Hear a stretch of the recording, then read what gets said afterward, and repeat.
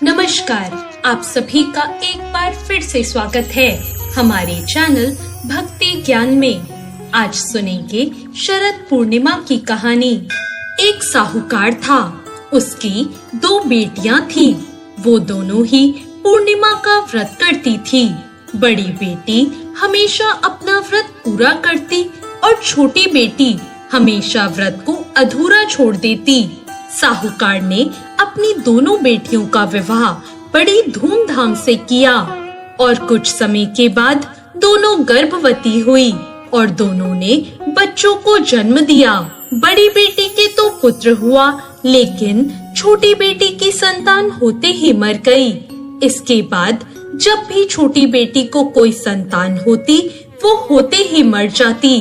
साहूकार की छोटी बेटी संतान की मृत्यु से बहुत दुखी हो गई।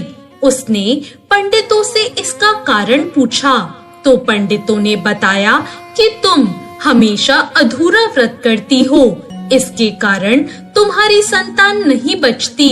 अगर तुम पूर्णिमा का व्रत पूरे विधि पूर्वक पूरा करोगी, तो तुम्हारी संतान जीवित रहेगी।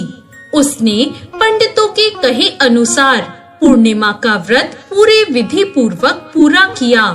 उसके बाद उसे एक लड़का हुआ, परंतु वो भी होते ही मर गया। उसने अपने मरे हुए लड़के को एक पट्टे पर लेटाया और फिर उसे चादर उड़ा दी और फिर वो अपनी बड़ी बहन के पास गई और उसे बुला लाई। उसकी बहन जैसे ही उसके घर आई, उसने अपनी बहन को बैठने के लिए वो ही पट्टा दे दिया। बहन जैसे ही पट्टे पर बैठने लगी, तो उसका घाघरा उस बच्चे को छू गया। घाघरा छूते ही वो बच्चा जीवित हो गया और रोने लगा।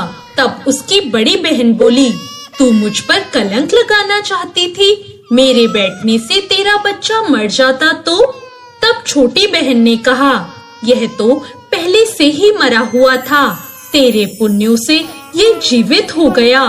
तेरे भाग्य से इसका पुनर्जन्म हुआ है। बच्चे की आवाज सुनकर छोटी बहन बहुत खुश हुई और उसने अपनी बड़ी बहन से कहा, तू पूरा व्रत करती थी और मैं अधूरा, इसलिए तेरे ऊपर हमेशा भगवान की कृपा हुई और मेरे अधूरा व्रत करने के कारण मुझे दोष लगा और मेरी संतान कभी जीवित नहीं रहती थी।